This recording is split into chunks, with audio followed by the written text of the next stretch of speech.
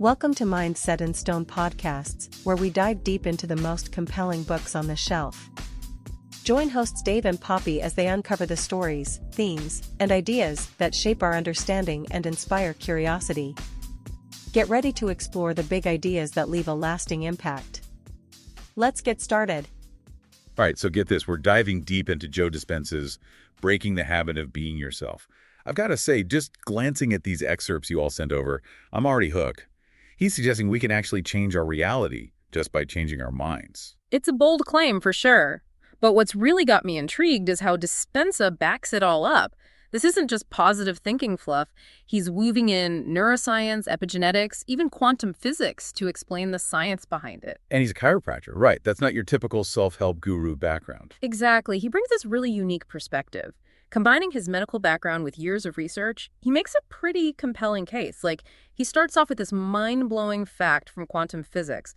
Atoms are 99.99999% energy and only 0.000001% matter. Hold on, so if we're made of atoms, are you saying we're mostly empty space? Essentially, yeah. And Dispenza uses this to illustrate a key point. Our reality is way more malleable than we think. Okay, I think I see where he's going with this. Then he brings in this concept of the observer effect. This idea from quantum physics suggests that just by observing something, you actually influence its behavior. So basically, our attention, our observation, can directly affect reality, even at a subatomic level. So my thoughts right now could be shaping the world around me. That's the radical idea, and quantum physics actually supports it.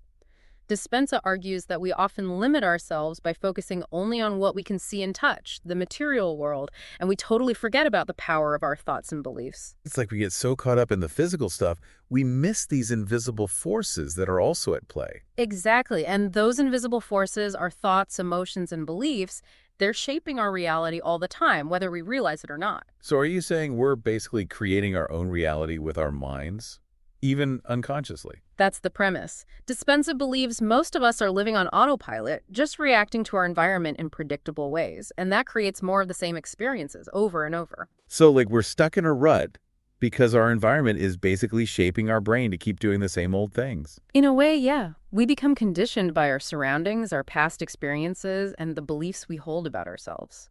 So how do we break free? How do we start creating a reality we actually want, consciously? That's where Dispenza's work gets really interesting. He says we need to shift our focus from the external world to our internal world. Instead of letting our environment control our thoughts and feelings, we need to start consciously choosing those thoughts and feelings to match the reality we want. So it's not enough to just change our circumstances. We have to change our inner state first. Exactly. Dispenza outlines what he calls the big three limitations: our environment, our body, and time. Let's unpack those. He says we need to think greater than our environment. What does that even mean? It means developing a vision that goes beyond what we see around us right now. Think about someone like Martin Luther King Jr. He had this dream for a better world that didn't exist yet, but he held that vision so strongly that he inspired millions to help create it. So we need a clear vision for the future, even if it seems impossible at this point. Precisely. We have to believe it before it can become reality. All right, that's environment. What about the body? How does our body limit us? Well, Dispenza argues that our bodies store memories of past experiences. And not just in our minds, in our cells. These cellular memories can influence our thoughts, feelings, and even behaviors in ways we aren't aware of. So even if I'm trying to be positive, my body might still be clinging to old patterns of fear or anger. It's possible. He explains how our memorized emotions and habits are like these subconscious programs that can hold us back. Just thinking positive isn't enough because there's so much negativity stored subconsciously in our bodies. So how do we even begin to change those subconscious programs? Dispenza suggests we can actually unmemorize negative emotions and literally reprogram ourselves with new information. He points to practices like meditation, visualization, and gratitude as powerful tools for shifting our internal state at a cellular level. So we can actually rewrite the story that our body is telling. Exactly. And this leads into that third limitation he talks about, time. I get how we can get stuck in the past, regretting things or worrying about the future. But how can we possibly overcome time as a limitation? Dispenza believes we can access a realm beyond time and space, but it takes focused intention. He describes how all possibilities exist in the present moment. The the past and future, they're just constructs of our minds. So we can actually change our present by focusing on a future possibility. Can you explain that a little more? Okay, imagine a scientist conducting an experiment. Before even starting, they already have a vision of the outcome they want, right? That vision, that intention, it exists in their mind even though the results haven't materialized yet. Dispenza believes we can apply that same principle to our lives. So it's about creating a mental blueprint for the future we want to experience. Exactly. And by focusing on that blueprint, feeling the emotions as if it's already happening, we start shifting our reality in that direction. This is starting to click. We've talked environment, body, and even time as limitations. Now, you mentioned epigenetics before. How does that tie into all of this? Epigenetics is the study of how our environment and internal state actually influence our genes. It's a revolutionary field challenging that old idea that genes are our destiny. Wait, so you're saying our genes aren't fixed? They can change based on our thoughts and experiences. That's what the research suggests. Dispenza talks about studies showing how our thoughts, emotions, and beliefs can alter the expression of our genes. He uses this fascinating example of diabetics who laughed heartily for an hour. They actually changed the expression of 23 genes related to blood sugar regulation. Hold on, by laughing. What study was that? How is that even possible? It was published back in 2014 in the journal Diabetes Care. While we don't fully understand how it works, the evidence points to our internal state having a profound impact on our biology, right down to our DNA. You're saying my thoughts and feelings right now could be signaling to my genes and changing my body.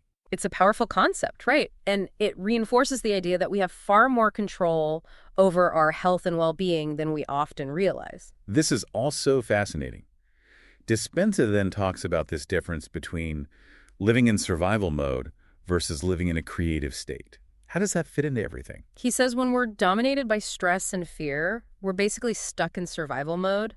All our energy is going towards self-preservation, and the world starts to feel like a pretty dangerous place. So to change, we need to shift out of that survival mode and into a more creative, expansive state of mind. Right. He suggests that in survival mode, we limit ourselves to just the material world. We get so preoccupied with basic needs, safety, comfort. But in a creative state, we open up to new possibilities. And this is what he calls the identity gap, right? Yes, the identity gap is the difference between who we appear to be to the world and who we really are inside. Okay, I need you to unpack that one a bit more. Yeah, okay, think about it. We all present a certain persona to the world. We might project success, confidence, happiness, even if inside we're feeling something completely different. So it's like wearing a mask, even when we're struggling or hurting underneath. Exactly. Dispenza believes that gap, that disconnect between our outer persona and our inner reality, it can cause a lot of suffering. So how do we close that gap?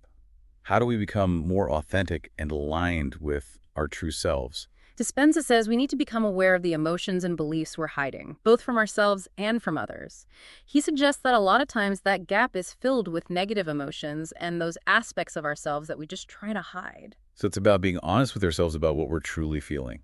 And having the courage to face those hidden parts of ourselves, acknowledge them, and release them. Can you give an example of how someone might close that gap? He talks about a woman named Pamela who was struggling financially. She felt like a victim of her circumstances, carried a lot of resentment and anger. It sounds like she was stuck in that survival mode we talked about. Yeah, she was.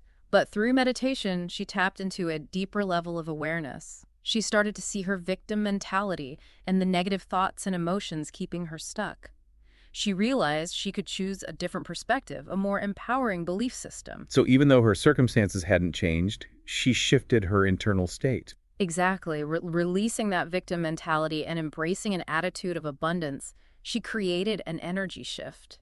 And what happened? Did her life actually change? Not long after, she got a large sum of money, completely unexpected. It was like the universe responded to her internal shift by aligning her external reality with her new beliefs. Wow, that's incredible. So you're saying that by changing our inner state, we can attract different experiences into our lives. That's what Dispenza suggests. He sees our thoughts and emotions as magnets, attracting experiences that match our energetic vibration. Okay, now I see how all these pieces fit together. We talked limitations, changing our genes, closing that identity gap, even attracting new experiences. But how do we actually do this? What are the steps? Dispenza lays out a whole roadmap for personal transformation, and it all begins with meditation. So meditation is the key to unlocking all of this. He believes it's essential for rewiring our brains, changing our subconscious programming, and creating that new reality. He even presents a specific technique to help you break the habit of being yourself.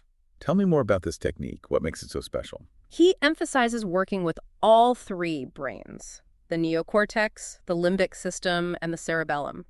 By engaging all three in the meditation process, we create lasting change at a very deep level. So it's not just about quieting the mind, it's about engaging our emotions and reprogramming our subconscious too. You got it. Dispenza says meditation helps us embody new thoughts and emotions until they become our natural way of being. Before we dive into that technique, I think it's helpful to step back and recap. What are the key takeaways from this first part of our deep dive? I think the biggest takeaway is that we have a lot more power to shape our reality than we realize. Our thoughts, feelings, beliefs, they aren't just passive things happening to us. They're active forces constantly influencing our lives. So we're not just victims of our circumstances. We have the power to choose a different reality. Absolutely. We have the power to change our thoughts, our emotions, our beliefs, even our biology. And in doing so, we can create a life that truly aligns with our potential and who we really are. We were talking about the power of meditation, right? Like how it can actually reshape our reality. That's a big part of Dispenza's work. And you mentioned his technique involves not one, but three brains. Can you remind me about that? Absolutely. He highlights the neocortex, the limbic system, and the cerebellum. Each one plays a specific role in his meditation technique, all working together to make real change happen. Okay, I'm ready. Break it down for me. What's the neocortex, the thinking brain, got to do with meditation? Well, the neocortex is where we become aware of our thoughts and beliefs. It's like the seat of our conscious mind. So in Dispenza's meditation, we use the neocortex to basically recognize those thought patterns and emotions that we're used to, the ones that aren't really serving us anymore. So is that being mindful, like an observer of our own minds, just noticing those patterns without judging them? Right, exactly. And once we can see those patterns clearly, then we can start to shift them. Dispenza talks about creating a new mind, a new way of thinking that matches the reality we want to experience. So we're using our thinking brain to envision our ideal selves, that future possibility we want to become. Right, and that's where the emotional brain comes in, the limbic system. It's not enough to just think about change. We have to actually feel it, too. That makes sense. Our emotions are powerful. They drive our actions. Exactly. Dispenza suggests we need to actually experience the emotions of our desired future as if it's already happening. It's not just daydreaming. It's about bringing those emotions into the present moment. So if I want to feel more confident, it's not enough to just think, I am confident. I need to actually feel that confidence right now, like it's already a part of me. You got it. He uses the example of imagining yourself giving a speech and totally nailing it. You wouldn't just see yourself up there. You would feel the confidence, the connection with the audience, the excitement of sharing your message. It's like giving our bodies a preview of that future reality so we can experience it emotionally before it even shows up in the physical world. Exactly. And that's when the third brain, the cerebellum, comes in. This is the part of the brain that stores all our habits, those automatic behaviors. And how do we work with the cerebellum in this meditation technique? Well, by repeatedly experiencing those thoughts and emotions of our desired future, we're basically reprogramming our subconscious mind. Those new patterns, those new ways of being, they start to become ingrained in our nervous system. So through practice, we can replace those old limiting habits with new empowering ones that actually match our vision. You got it. Dispenza says the more we embody those new thoughts and emotions, the more they become our default, our new normal. It's like we're training our brains to operate on a different frequency, one that's aligned with the reality we want to create. That's a great way to put it. He emphasizes that this is a process. It's not some quick fix. Rewiring our brains and creating lasting change takes time and effort. But the payoff is huge, right? If we can learn to shape our reality consciously, the possibilities are endless. That's what makes Dispenza's work so fascinating. He's giving us a map to tap into our true potential and create a life beyond anything we can even imagine. It's a powerful message, definitely. Yeah. But it also makes me wonder about free will. If we're shaping our reality with our thoughts and beliefs, does that mean we're responsible for everything that happens to us? Well, that's a question philosophers have been debating forever. Dispenza acknowledges that it's complicated. He says that, yeah, we have a lot of influence over our lives, but we're also part of something bigger, this interconnected web. There are forces beyond our control that shape our experiences, too. So it's about finding a balance, right? Yep. Taking responsibility, but also acknowledging things we can't control. I think that's a good way to put it. He encourages us to focus on what we can control, like our thoughts, emotions, and actions, while also accepting that there's some mystery, things we don't know. That makes sense.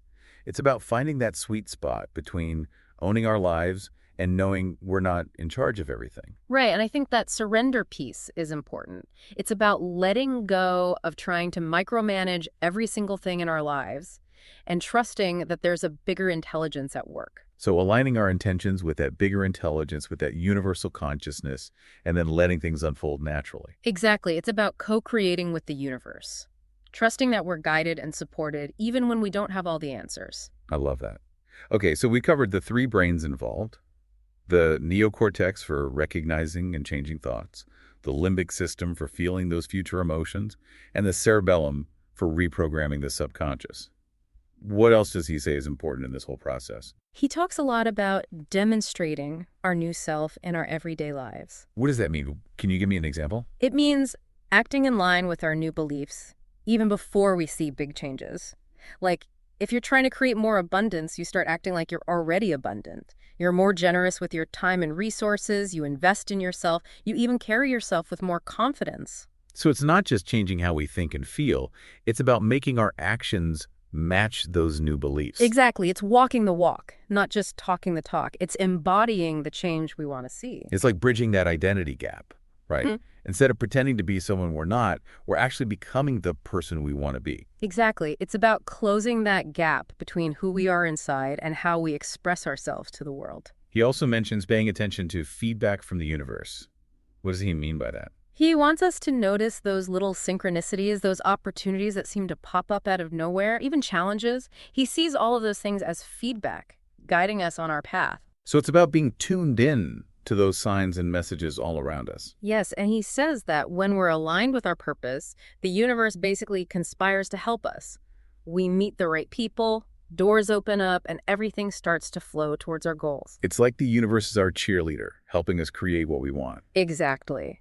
He reminds us that we're not alone in this. We're part of a huge web of energy and intelligence. This is all so inspiring. It makes me wonder, what am I unconsciously creating in my own life? That's a powerful question. What thoughts and beliefs are we holding on to that could be holding us back? What stories are we telling ourselves that might be keeping us stuck? And what if those stories aren't even true? What if we've been believing in limits that don't actually exist? That's the beauty of Dispenza's work. He's inviting us to question everything, to challenge those assumptions, and to step into a whole new world of possibilities. So we've got demonstrating our new selves, being open to feedback from the universe. What else does he say is important in this process? He's big on surrender. Okay, we talked about surrender a bit before, but I'd love to hear more about what he means and how it plays into creating a new reality. He says that once we've set our intentions and we're taking action, we need to let go of the need to control the outcome. So trust that the universe has got us, even if things don't go exactly to plan. You got it. It's about letting go of attachment to a specific outcome and being open to things unfolding in a way that might even be better than we imagined. That's a tough one, letting go of control. Yeah. Especially for those of us who like to be in charge. He knows it can be challenging, especially for people used to operating from a place of fear. But he reminds us that the universe operates from abundance and love.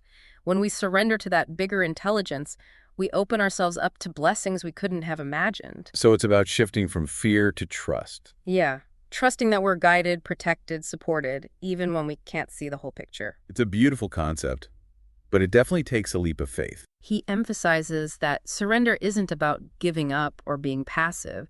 It's about actively choosing to align with a power that's greater than us and letting that power work through us. So it's realizing we're not in this alone. Exactly. We're partners with the universe, and when we tap into that, amazing things can happen. This is giving me so much to think about. I'd love to hear how Dispenza's work has actually impacted people's lives. He shares so many stories in his book of people who have gone through these profound changes because of his teachings. Healing chronic illnesses, manifesting dream careers. It's inspiring stuff. So it's not just theory, it's actually working for people out in the real world. That's what I find so powerful about it. He's not just talking philosophy, he's giving people real tools and techniques they can use to create tangible results. It's like he's bridging science and spirituality, showing they can work together to create a more fulfilling and empowered life. Totally. He's demonstrating that our thoughts, emotions, beliefs, they have a direct effect on our physical reality. And when we learn how to use that power, we can do extraordinary things. This has been such a fascinating dive into breaking the habit of being yourself. I feel like I'm seeing the world in a whole new way. It's been great exploring all this with you. It's obvious that Dispenza's work is hitting home with so many people because it speaks to that deep desire to live a more meaningful life. And it gives us a path forward, a way to tap into our potential and create a reality that reflects who we really are. He's reminding us that we're not stuck with our past or limited by our circumstances. We have the power to change, to heal, to create a life that's beyond our wildest dreams. This conversation has sparked so much inspiration for me. I can't wait to move into the final part of our deep dive, where we'll explore some practical steps to apply Dispenza's teachings to our own lives. Welcome back to our deep dive into breaking the habit of being yourself. We've been exploring some pretty mind-blowing ideas about how our minds can actually shape our reality. And we've talked about the amazing potential that opens up when we align our thoughts and emotions and actions with what we truly desire. Exactly. So now for the big question, how do we actually apply these concepts in our everyday lives? That's where Dispenza really shines. He gives us practical steps and techniques that help us integrate these principles into our routines. So this isn't just about big ideas, it's about concrete strategies to create real change that lasts. Absolutely. He emphasizes that personal transformation is a journey, not a destination. It's about showing up consistently and committing to the process. So for our listeners who are ready to start this journey, what are some tangible steps they can take? Well, first, I highly recommend checking out Dispenza's book. He explains the science and the techniques in such detail. It's really helpful. Yeah, the book is a gold mine of information. But are there any simple things they can start doing today, even before reading the book? Absolutely. One of the most important things Dispenza talks about is awareness. Just pay attention to your thoughts throughout the day. Notice those negative or limiting beliefs that pop up. So being a mindful observer of our own minds, right? Noticing those thoughts without judging them or getting caught up in them. Exactly. And once you're more aware, you can start to challenge those thoughts. Ask yourself, is this even true? Is this thought helping me? Does it align with the reality I want? And if it doesn't, we can choose a different thought, a belief that empowers us. Right. Dispenza suggests creating affirmations, statements that reflect the reality you want to create. Like if you want to experience more joy, you might repeat to yourself, I am filled with joy and gratitude. But it's not just saying the words, it's about feeling the emotion behind them, really embodying that joy and gratitude right now. Exactly. He says our thoughts and feelings create an energy field that draws experiences to us that match that vibration. So the more we cultivate positive emotions and beliefs, the more we'll attract experiences that reflect those things. It's like we're magnetically pulling those experiences into our lives. Exactly. He also talks about cultivating gratitude. Take some time each day to appreciate all the good things you have in your life, even the little things. Gratitude is such a powerful practice, and it's so simple. It shifts our focus from what we're lacking to what we already have. That can really change our energy and perspective. He often says, where attention goes, energy flows and reality grows. So by focusing on what we're grateful for, we're actually helping those things grow and expand in our lives. And we've talked a lot about meditation, which Dispenza sees as a key part of transformation. He recommends a specific type that involves visualizing your desired future, feeling the emotions as if it's happening, and surrendering to the process. Yes, and he provides guided meditations in his book and on his website, which are really helpful for people new to meditation. I've tried some of his guided meditations. They're pretty amazing. They help you get into a different state of mind where anything seems possible. He calls it accessing the quantum field, a realm of infinite potential where we can create completely new realities. It sounds almost mystical, but he brings in scientific evidence to back it up. That's what's so cool about his work.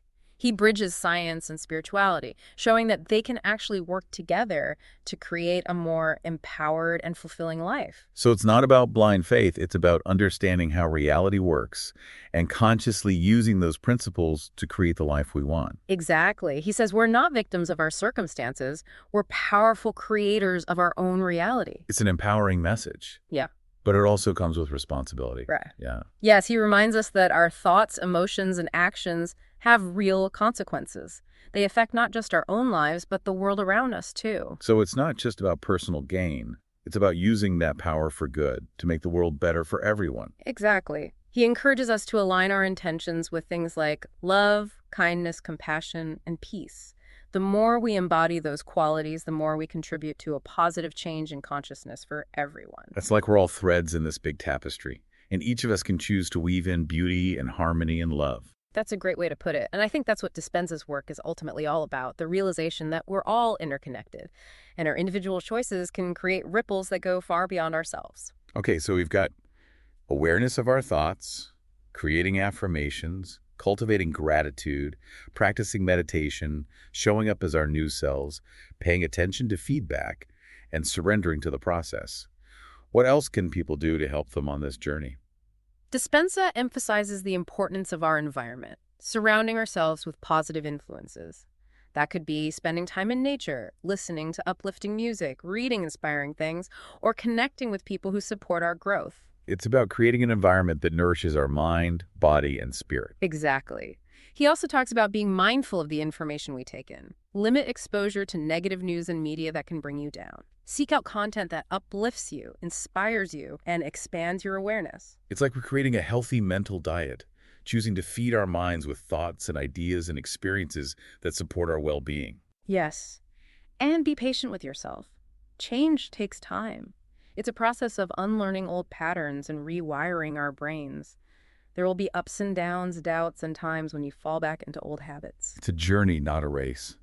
The key is to keep practicing, keep learning, and never give up on yourself. He reminds us that we're all a work in progress. It's not about being perfect, it's about progress, continuously evolving and becoming the best version of ourselves. And that's something we can work on for our whole lives.